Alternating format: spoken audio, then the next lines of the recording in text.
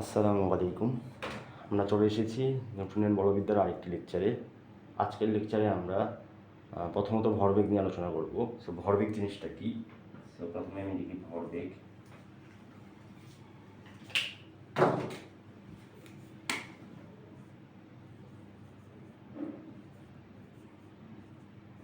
ভরবেগ এসএসসিতে আপনারা আমি জানি যে ভরবেগ নিয়ে মোটামুটি পড়েছেন যে ভরবেগ কী জিনিস। ভরবেগ হলো ভর এবং বেগের গুণফল, অর্থাৎ ভরবেগ is equal to ভর গুণ বেগ। আপনি বলবেন ভাই এত ইজি, এটাই ভরবেগ? জি, এটাই ভরবেগ। ভর এবং বেগের গুণফলই হলো ভরবেগ। তো সাপোজ একটা ফুটবল আছে, ফুটবলটার ভর সাপোজ 500 গ্রাম বা আধা কেজি, এবং ফুটবলটাকে আপনি সাপোজ লাথি দিয়েছেন, লাথি দেওয়ার কারণে এর বেগ 5 মিটার পার সেকেন্ড আস্তে লাথি দিয়েছে। সো তাহলে ভরবেগ কত? এর ভরবেগ দাঁড়াবে এম হলো যে ভর আর ভি হলো যে বেগ, এম ইউ ভি। এম এর মান কত? 500 ডিভাইডেড বাই 1000। তার কেজিতে নিতে হবে সব এককে, আচ্ছা এককে নিতে হবে আর কি।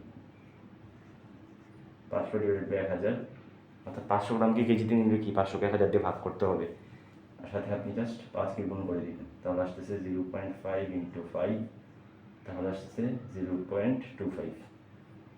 তারপর হচ্ছে 2.5 আসতেছে, 2.5 কেজি মিটার পার সেকেন্ড। এককটা হলো যেটা কেজি মিটার পার সেকেন্ড একক।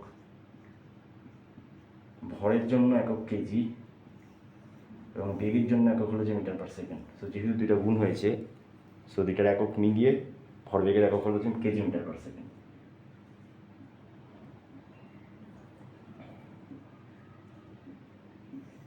আর ভরবেগের যে মাত্রাটা মাথায় রাখবেন। মাত্রাটা হলো যে ভরবেগকে পি দিয়ে লেখা হয়। পিকে আপনারা আমি আশা রাখি জানেন যে মাত্রাকে থার্ড ব্র্যাকেট দিতে হয় মাত্রা যখন লেখা হয় তখন। তো থার্ড ব্র্যাকেট দেওয়ার পর এটা আসতেছে এম এল টি ইনভার্স 1। এটা প্রশ্ন প্রচুর আসে, এমসিকিউতে আসে মূলত যে ভরবেগের মাত্রা কি। তো ভরবেগের মাত্রা হলো যে এম এল টি ইনভার্স 1 আর কি। আশা রাখি বুঝতে পেরেছি। সো আমি একটা প্রশ্ন নিয়ে এসেছি, এটা হলো যে গত ক্লাসের টপিকগুলোর উপর ভিত্তি করে। সো দেখা হয়েছে কোনো বস্তুর উপর লব্ধি বল শূন্য হলে কোনটা সত্য আর কি। এখানে এটা হলো যে যে কোনো কমপক্ষে যে কোনো দুইটা সত্য হবে অথবা সর্বোচ্চ তিনটাই সত্য হবে।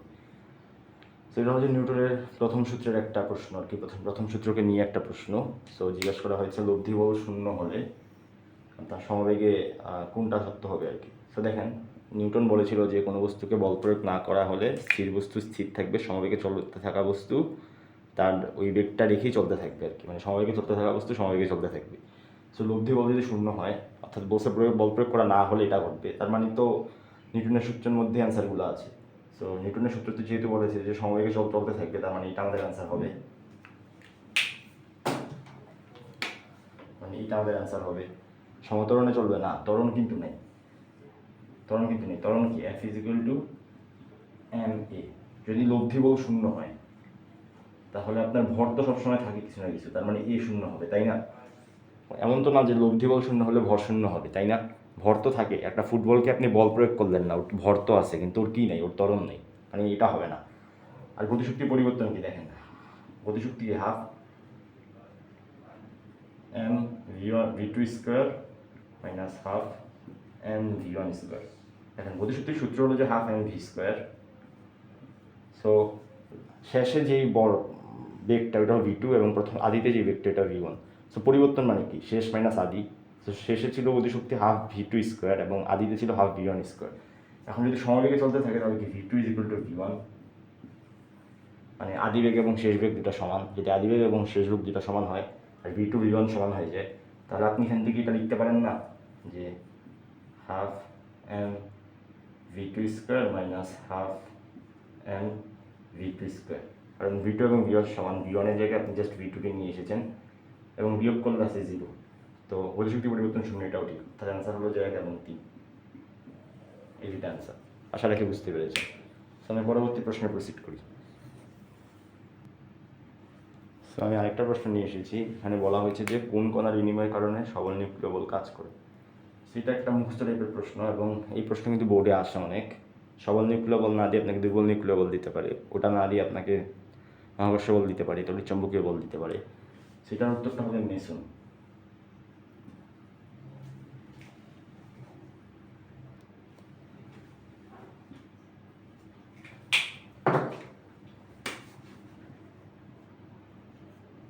মেসন।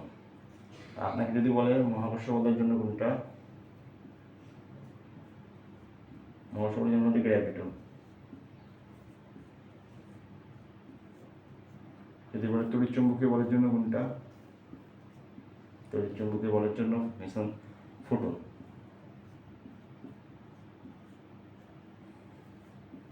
যদি বলে দুর্বল নিউক্লিয় বলের জন্য কোনটা, তাহলে দুর্বলের জন্য হবে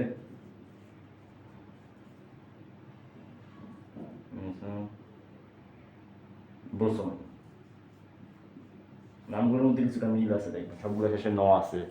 মেসন, বোসন, ফোটন, গ্র্যাভিটন, সেগুলো মনে রাখার চেষ্টা করবেন, এগুলো আসে সবসময়, চারটাই আসে প্রশ্নে এমসিকিউতে। সো আমি পরবর্তী প্রশ্নে প্রসিড করি।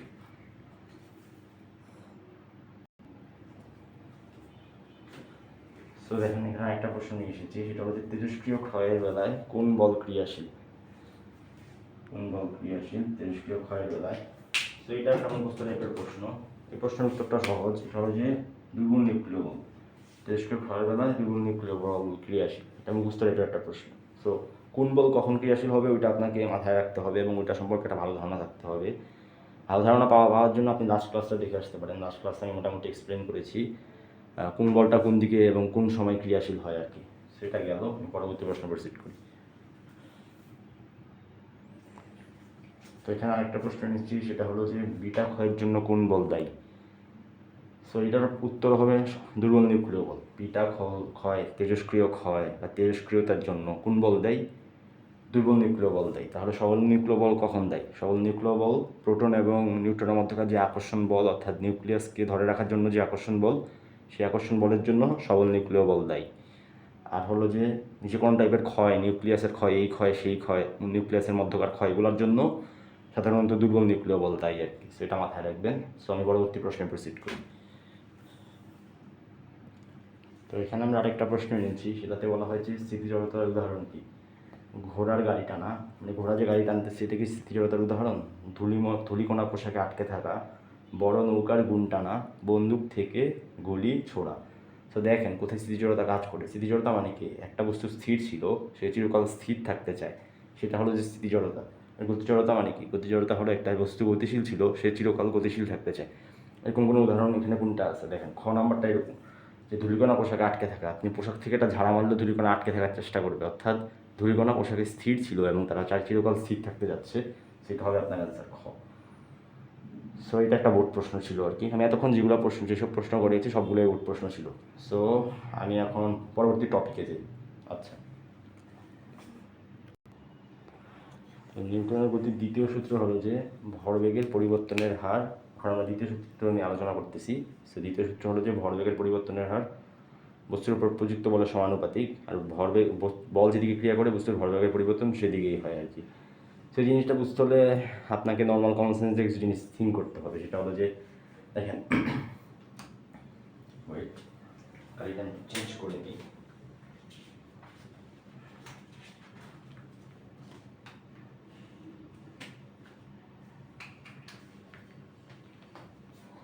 তো এখানে বলা হয়েছে যে ভরবেগের পরিবর্তনের হার বস্তুর উপর প্রযুক্ত বলের সমানুপাতিক। বল যেটা, এই যে প্রযুক্ত বলের সমানুপাতিক কি, ভরবেগের পরিবর্তনের হার। ভরবেগের পরিবর্তন মানে কি, mv minus mu divided by t। আচ্ছা, কি হয়েছে এখানে আমি জাস্ট একটু সুন্দরভাবে এক্সপ্লেন করি। সো দেখেন এখানে ভরবেগ মানে কি, mv আমি বলছি। সো ভিটা কি, ভি হলো আপনার শেষ বেগ, আর ইউটা হলো আপনার আদি বেগ। সো ভরবেগের পরিবর্তন মানে কি, mv মাইনাস mu, তাই না? পরিবর্তন মানে কি, শেষ মাইনাস আদি, শেষ ভরবেগ মাইনাস আদি ভরবেগ, এটা হলো যে আপনার ভরবেগের পরিবর্তন। আর হার মানে কি, হার মানে এক সময় পরিবর্তন। দেখেন টি সময়ে ভরবেগ পরিবর্তন হয়েছে mv মাইনাস mu পরিমাণ, তাহলে একক সময় পরিবর্তন কত, mv minus mu divided by T, তাই না? এটাই তো। সেটাই আমি করছি, MV minus mu divided by T. এটা হলো যে ভরবেগের পরিবর্তনের হার, এটা কার সমানুপাতিক? প্রযুক্ত বলের সমানুপাতিক। সেটা বলা হয়েছে এখানে। এটা যদি একটু কমন সেন্স দিয়ে ভালোভাবে থিঙ্ক করেন তাহলে বুঝতে পারবেন। সো দেখেন কীভাবে থিঙ্ক করবেন ব্যাপারটা দেখেন। একটা বস্তুর ভর যদি অনেক বেশি হয়, সাপোজ একটা ফুটবল আছে এখানে, আর এখানে একটা লোহার গোলক আছে। ফুটবলকে আপনি 5 মিটার সামনে নিতে চান, তাহলে যেই পরিমাণ বল আপনাকে দিতে হবে, F1 পরিমাণ বল। সাপোজ লোহার গোলকটাকে আপনি 5 মিটার সামনে নিতে চান, আপনার লোহার গোলক এটাকে আপনি 5 মিটার সামনে নিতে চান, তাহলে বলেন তো আপনাকে কি সেম পরিমাণ বল দিতে হবে নাকি বেশি পরিমাণ বল দিতে হবে? আপনি কমন সেন্স দিয়ে থিঙ্ক করতেছেন, ভাইয়া বেশি পরিমাণ বলই তো দিতে হবে। দেখেন, তাহলে আপনি বলতে পারেন যে F2 is greater than F1। তো ব্যাপারটা কেন আপনি বলতেছেন F2 is greater than F1? কারণ হলো যে বস্তুর ভর কিন্তু বেশি। একটা ফুটবলের ভর একটা লোহার গোলকের ভরের থেকে যথেষ্ট কম হয়, সেখানে কিন্তু ভর ইম্প্যাক্ট ফেলতেছে। তারপর আরেকটা জিনিস, সেটা হলো যে আপনি যদি দেখেন যে দুইটাই ফুটবল আছে, কথা একটা ফুটবল, এখানে একটা ফুটবল। সো এটাকে যদি আপনি 5 মিটার/সেকেন্ড বেগে গতিশীল করতে চান, এটাকে যদি আপনি 10 মিটার/সেকেন্ড বেগে গতিশীল করতে চান, তাহলে এখানে যদি আপনি F1 বল প্রয়োগ করেন, এখানে যদি F2 বল প্রয়োগ করেন, তাহলে আপনি নিজের কমন সেন্স দিয়ে বলেন তো কোনটা বেশি হবে? অবশ্যই আপনি বলবেন যে F2 is greater than F1। এখানেও সেম, অর্থাৎ এখানে বেগ দুইটা ম্যাটার করতেছে। তারপরে দেখেন সময়টাও কিন্তু ম্যাটার করে। দেখেন আপনি যদি সাপোজ একটা বল দিয়ে একটা ফুটবলকে 2 সেকেন্ডে 5 মিটার দূরত্ব অতিক্রম করানোর জন্য একটা বল দিয়েছেন, 2 সেকেন্ডে 5 মিটার দূরত্ব অতিক্রম করানোর জন্য আপনি F1 বল দিয়েছেন। এরপর আপনি আরেকটা ফুটবলকে সেম ভরের 2 সেকেন্ডে 15 মিটার দূরত্ব 2 সেকেন্ডে 15 মিটার দূরত্ব অতিক্রম করানোর জন্য আরেকটা বল দিয়েছেন। তাহলে আপনি বলেন তো কোনটা বেশি হবে? আপনি আপনার কমন সেন্স দিয়ে চিন্তা করলেই বলবেন যে অবশ্যই হবে F2 is greater than F1। So টাইমটাও ম্যাটার করতেছে, যে আপনি কত সময় কতটুকু দূরত্ব অতিক্রম করতেছেন। সো ওভারঅল সব কিছু ম্যাটার যখন করতেছে, তখন এই সব কিছুর সম্মিলিতভাবে নিউটন সাহেব এই সূত্রটা দিয়েছে যে m v minus mu divided by t is proportional to f. সব কিছু বলের সাথে ম্যাটার করতেছে, সময়টা ম্যাটার করতেছে, ভরটা ম্যাটার করতেছে। প্রথমে আমি দেখিয়েছি যে ভরটা কীভাবে ম্যাটার করে, সেকেন্ডে আমি দেখিয়েছি বেগটা কীভাবে ম্যাটার করে, থার্ডে আমি দেখিয়েছি সময়টা কীভাবে ম্যাটার করে। সব কিছু যখন ম্যাটার করে, তারপর নিউটন সাহেব এই সূত্রটা দিয়েছে যে F is proportional to mv minus mu divided by t আর কি। আমি বোর্ডটা একটু ক্লিন করে নিই।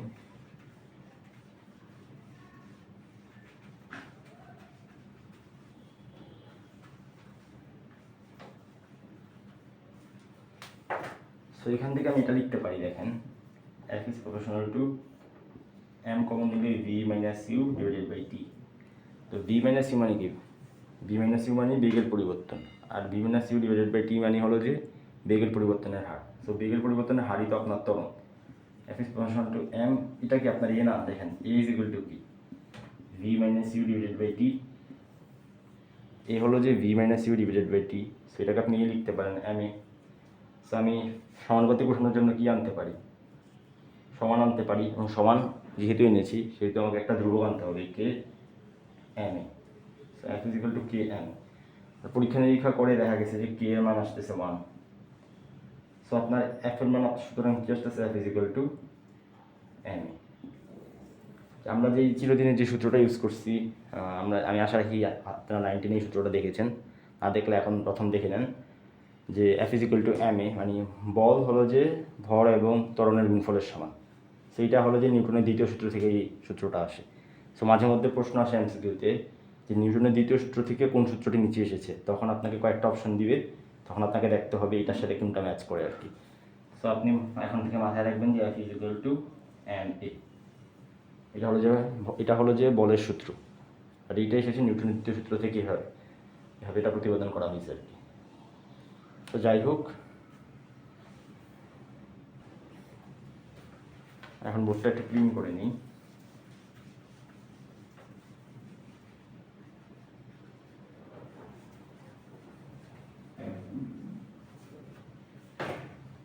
আপনি লিখতে পারেন F is equal to ma।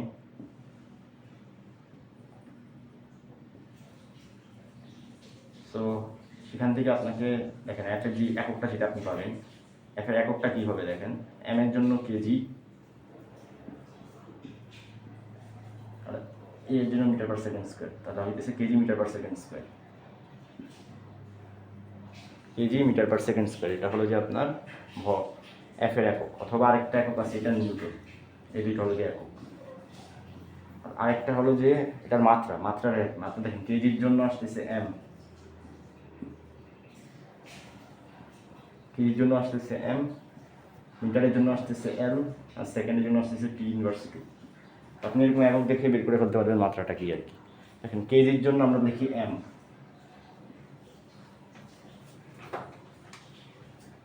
আর মিটারের জন্য আমরা লিখি এল,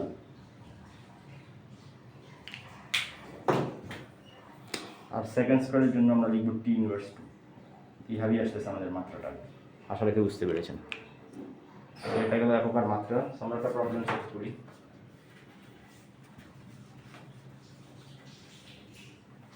আমরা একটা এখন প্রবলেম সলভ করব, সেটা হলো যে একটা বস্তু সাপোজ এখানে আছে, এটার ভর 5 কেজি, এটাকে যদি আপনি 10 নিউটন বলে টানেন তাহলে এর ত্বরণ কত? একদম লুতুপুতু প্রশ্ন।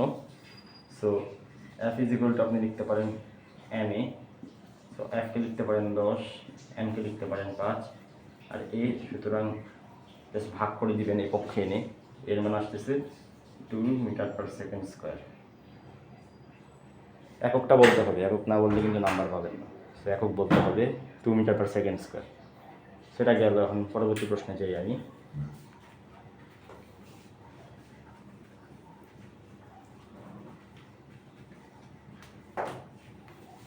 আপনাকে আরেকটা প্রশ্ন দেওয়া হলো, সাপোজ সেম 5 কেজি ভরের একটা বস্তু, এটাকে এখানে আপনি 10 নিউটন বলে টানতেছেন, এই পাশে আপনি 5 নিউটন বলে, আরেকজন 5 নিউটন বলে টানতেছে, তাহলে এটা ত্বরণ কত? তো দেখেন এটাকে একটু কমন সেন্স দিয়ে করা যায় ভালোভাবে। তো এখানে যদি 5 নিউটন হয় এবং এই পাশে যদি 10 নিউটন হয়, দুইটার লব্ধি কোন পাশে কাজ করবে? অবশ্যই এই পাশে কাজ করবে, যেহেতু এই পাশের বলটা বড়। সো লব্ধি কত হবে? লব্ধি হবে 10 মাইনাস 5 ইজিক্যাল টু 5 নিউটন। এটা তো বুঝতেছেন? তো 10 মাইনাস 5 ইজিক্যাল টু 5 নিউটন হলো। সো 5 নিউটন বল কাজ করতেছে কোন পাশে? এই পাশে। সো আপনি এফ ইজিক্যাল টু লিখতে পারেন এম এ। সো এম এর মান কত? 5, এ বের করবেন, আর এটা কত? 5। সুতরাং আপনার এ কত আসতেছে? 1 মিটার পার সেকেন্ড স্কোয়ার। বুঝতে পারছেন? সো এটা লব্ধি বল কত? লব্ধি বল এই পাশে কাজ করতেছে, এই পাশে 5, এই পাশে 10, তাহলে 10 থেকে 5 বিয়োগ করলে কত আসে? এই পাশে 5, এই পাশে 5 নিউটন আসে, এই পাশে যেটা 5 নিউটন। সো এই পাশে যেহেতু 5 নিউটন আসলো, তাহলে তার উপর কত বল কাজ করছে এখন? 5 নিউটন এই পাশে, অর্থাৎ লব্ধিটা এই পাশে কাজ করছে, এবং এটার মান হলো যে 5 newton. So F is equal to M A, F এর মান কত? 5 নিউটন, আর এ কত? আর এম কত? এম 5। তাহলে এ কত আসে? 5কে 5 দিয়ে ভাগ করবেন, আসতেছে 1 মিটার পার সেকেন্ড স্কোয়ার। কোন দিকে? 10 নিউটনের বলের দিকে। দিকটা বলে দিতে হবে আপনাকে অবশ্যই, কারণ এখানে এই দিকেও হতে পারে, এই দিকেও হতে পারে। সো বলবেন 1 মিটার পার সেকেন্ড স্কোয়ার ত্বরণে 10 নিউটন বলের দিকে গতিশীল। 10 নিউটন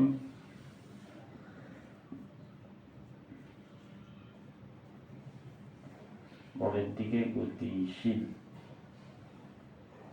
ছোটো করে একটু লিখেছি, এই জন্য লেখাটা একটু হিজিবিজি হয়ে গেছে, বুঝে নিন।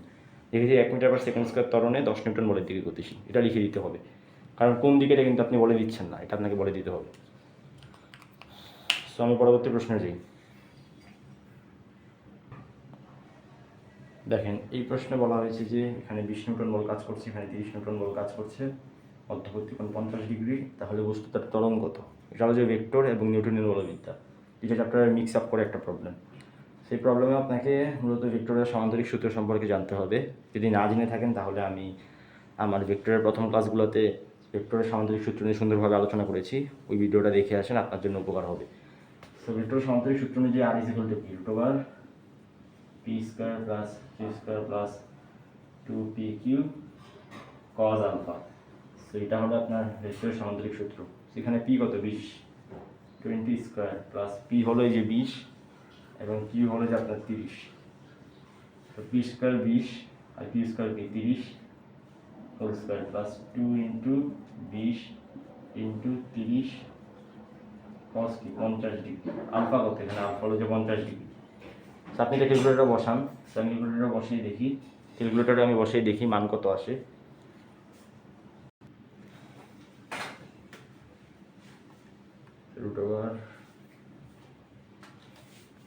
√20 square plus 30 square plus 2 into 20 into 30 cos 50 আসতেছে 45.5।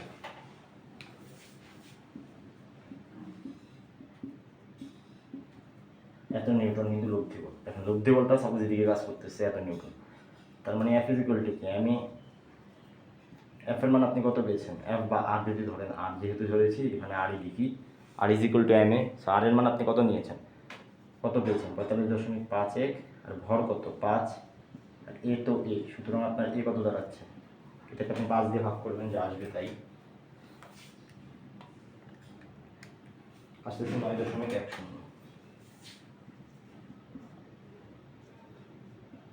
9.1 মিটার পার সেকেন্ড স্কোয়ার। আশা রাখি বুঝতে পেরেছেন। আমি আরেকবার একটু এক্সপ্লেন করে দিই কী করছি, আমি কী করেছি। সো আমি করেছি যেটা, সেটা হলো যে এই দুটা বল কাজ করছে, দুটা বল তো আসলে আলাদা আলাদাভাবে কাজ করছে না, দুটা বল একসাথে কাজ করছে। তাহলে একসাথে এদের বলের লব্ধিটা কত এটা বের করেছি, লব্ধিটা এসেছে এত, এবং বের করেছি সামান্তরিক সূত্র দিন ভেক্টরের। সো বের করার পর এখন লব্ধি বরাবরই তো ত্বরণ কাজ করবে, কারণ বস্তুটা যদি এইদিকে, দুইটা বল কাজ করছে এবং বস্তুটা যদি এইদিকে যায় তাহলে ত্বরণটা তো এদিকেই কাজ করবে। তাহলে আমার এদিকে বল কত সেটা জানতে হবে। বল যেহেতু পেয়েছি সেহেতু আমি জানি যে F is equal to M A বা R is equal to M A. So M আমার জানা আছে 5 এবং এই জাস্ট বের করতে হবে, আর আরটাও আমি জেনে গিয়েছি। তাহলে জাস্ট নর্মাল ম্যাথের মাধ্যমে আমি বের করে ফেললাম যে আমার এ কত। তো আশা রাখি বুঝতে পেরেছেন। সো আজকের ভিডিওটা এই পর্যন্তই থাক, ইনশাল্লাহ পরবর্তী লেকচারগুলোতে আরও অনেক টপিক নিয়ে কথা হবে। সে পর্যন্ত ভালো থাকবেন, এবং ভিডিওটা ভালো লেগে থাকলে অবশ্যই লাইক দিবেন এবং চ্যানেলটা সাবস্ক্রাইব করে যাবেন। আসসালামু আলাইকুম।